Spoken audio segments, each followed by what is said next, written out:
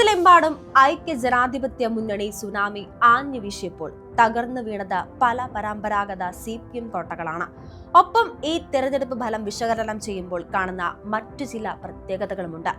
കൃത്യമായ ഒരുക്കങ്ങളോട് തന്നെയാണ് ഐക്യ ജനാധിപത്യ മുന്നണി ഇക്കുറി കളത്തിലിറങ്ങിയത്. തെരഞ്ഞെടുപ്പിലേക്ക് കടക്കും മുമ്പ് തന്നെ അവർ നിരവധി സർവേകൾ സംഘടിപ്പിച്ചു. എങ്ങനെ കളിക്കണമെന്ന കൃത്യമായി രൂപരേഖ തയ്യാറാക്കാൻ ഇതവർക്ക് സഹായകമായി.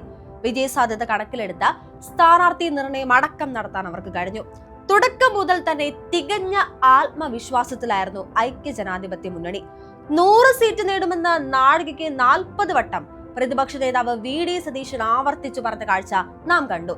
ഇല്ലെങ്കിൽ താൻ രാഷ്ട്രീയ വനവാസത്തിന് പോകുമെന്നും പരസ്യ പ്രസ്താവന വരെ നടത്തി. സതീശന്റെ രാഷ്ട്രീയ വനവാസം കാത്തിരുന്ന എതിരാളികളെ പക്ഷെ ഞെട്ടിപ്പിച്ചുകൊണ്ടാണ് മെയ് 4 തെരഞ്ഞെടുപ്പ് ഫലം പുറത്തു വന്നത്.